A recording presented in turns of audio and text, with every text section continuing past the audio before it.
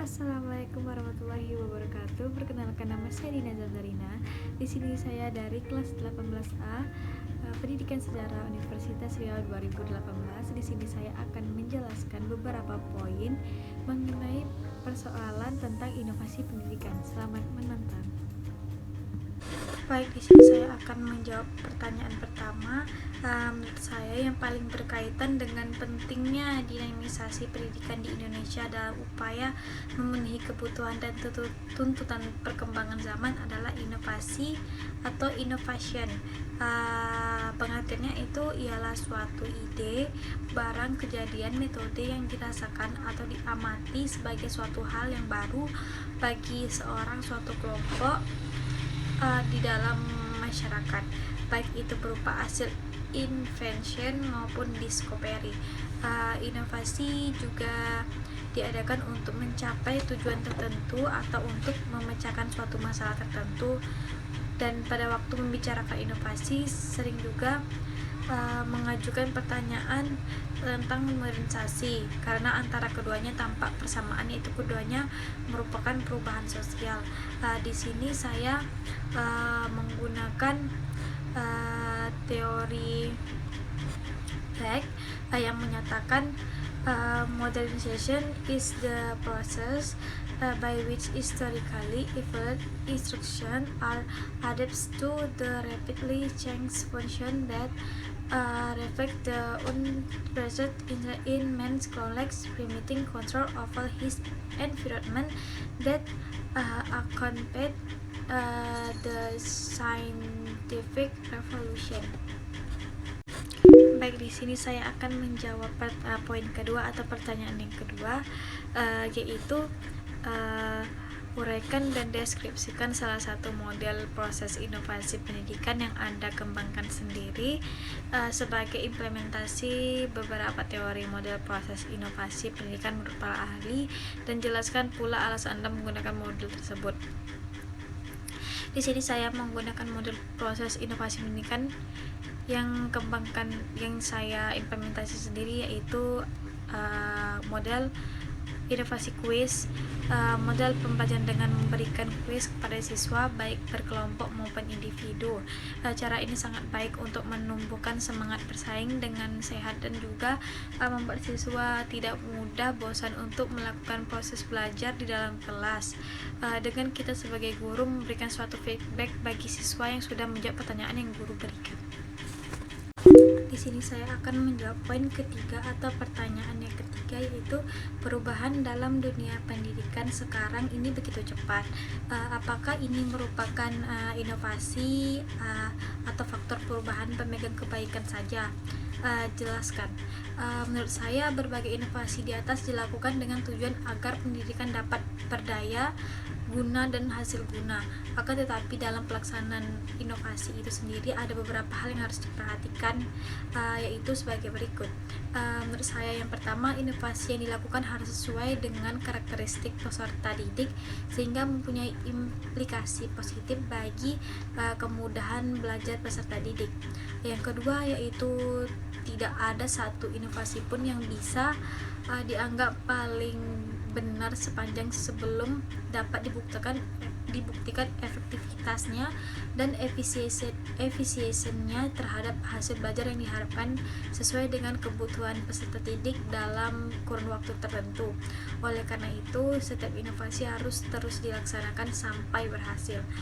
Dan yang ketiga, di sini inovasi selalu diwarnai dengan ketidakpastian mengenai efektivitasnya terhadap kualitas pembelajaran. Oleh karena itu, perlu disadari bahwa inovasi yang berhasil di suatu tempat belum tentu berhasil di suatu tempat yang lain.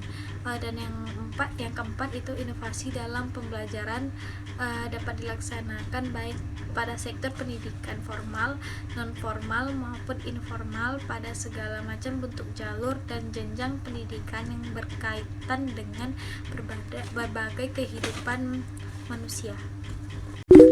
Di sini saya akan menjawab poin atau pertanyaan nomor 4. Kalau inovasi senantiasa diidentikan dengan hal baru dan yang lebih baik, maka apakah setiap perubahan baru di bidang pendidikan membawa perbaikan atau ilmiah atau malah sebaliknya, karena kita melihat output pendidikan kita sekarang 20-an tahun yang lalu. Jelaskan argumen saudara.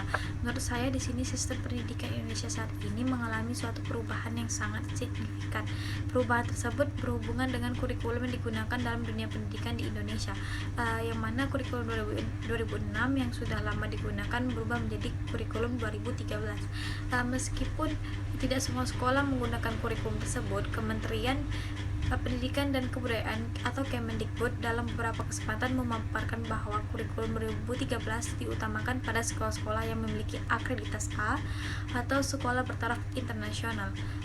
Terjangkaunya distribusi buku juga menjadi syarat terhadap sekolah yang melaksanakan kurikulum 2013. Kemendikbud juga menjelaskan bahwa kurikulum 2013 ini fokus pada pengembangan sikap, pengetahuan, keterampilan, karakter yang dilandasi pendekatan ilmiah.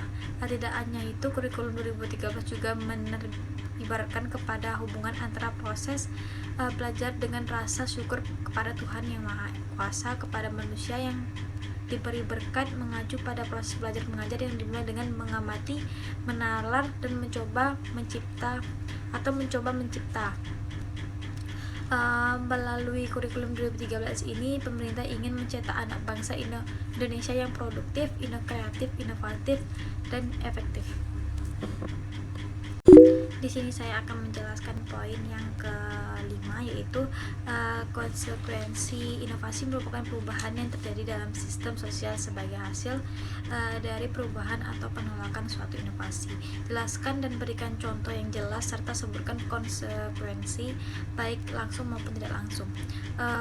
Menurut saya, konsekuensi pada inovasi ini adanya perubahan yang sering terjadi pada suatu individu atau sistem sosial untuk menghadapi dan menolak inovasi itu sendiri. Contohnya yakni dalam proses mengajar di dalam kelas, orang guru memberikan pembelajaran di kelas dengan menggunakan model pembelajaran yang sering digunakan di kelas yang sesuai dengan keadaan sekolah. Namun seseorang guru tiba-tiba mengganti suatu model pembelajaran tersebut ke model pembelajaran baru yang tidak atau belum diketahui oleh sekolah tersebut. Konsekuensinya langsung itu pada suatu inovasi mempunyai pengaruh yang sangat besar bagi individu atau sistem sosial. Maka dalam perubahan inovasi itu sendiri harus dilihat terlebih dahulu konsekuensinya. Inovasi yang baru tidak langsung memberikan pengaruh pada perubahan sosial. Di sini saya akan menjawab poin yang keenam, yaitu coba saudara uraikan dengan baik bagaimana peran inovasi pendidikan dalam peningkatan profesional guru atau pendidik. Guru merupakan suatu profesi yang berarti suatu jabatan yang memerlukan keahlian khusus sebagai guru dan tidak dapat dilakukan oleh sembarangan orang di luar pendidikan. Guru menuntut peran sebagai teladan atau panutan bagi peserta didiknya dalam menjalankan tugas dan profesinya. Guru memiliki hak dan kewajiban yang harus dilaksanakan dan diperhatikan. Profesionalisme merupakan suatu sikap dari seorang profesional, artinya termasuk yang menjelaskan bahwa setiap pekerjaan hendaknya dikerjakan oleh orang yang mempunyai keahlian dalam bidang atau profesi tersebut. Dan kompetensi profesional guru adalah kemampuan atau kewenangan guru dalam menjalankan profesi keguruannya. Artinya guru yang melaksanakan profesinya dapat disebut sebagai guru yang kompeten dan profesional. Baik, di sini saya akan menjelaskan poin terakhir atau yang ketujuh. Sebagai calon seorang guru, Anda berkewajiban menyusun RPP secara lengkap dan sistematis agar dapat mewujudkan pembelajaran yang inovatif sesuai standar proses dan kurikulum 2013.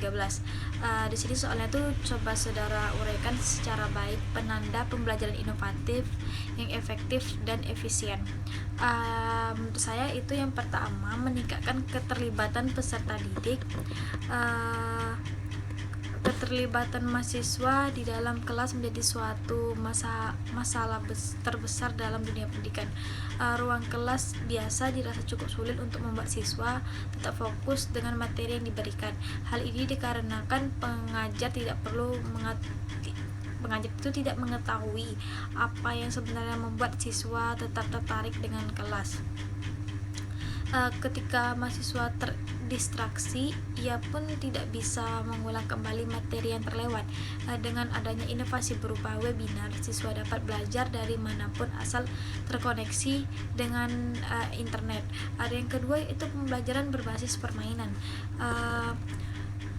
Suatu pendekatan di mana siswa belajar melalui permainan game disebut dengan games atau based atau learning atau game based learning, bisa disingkat dengan GBL, atau pembelajaran berbasis permainan. Materi belajar disampaikan dalam bentuk permainan sehingga menjadi lebih menarik dan menyenangkan. Untuk memotivasi siswa, GBL tidak hanya bermain tapi juga memberi penghargaan agar siswa lebih terpacu untuk belajar. Sedangkan yang tiga itu pembelajaran berbasis komunitas. Fungsi jejaring sosial kini tidak melulu soal berkoneksi kembali dengan tema lama atau sanak keluarga yang tinggal jauh dari kamu. Kamu juga bisa menggunakan jejaring sosial untuk masuk ke dalam komunitas belajar. Misalnya kamu sedang belajar bahasa Inggris, maka masuklah ke komunitas atau grup belajar bahasa Inggris dalam jejaring sosial. Dan juga di dalam pembelajaran komunitas ini kamu bisa berbagi tips belajar atau bahkan langsung berlatihan di sana.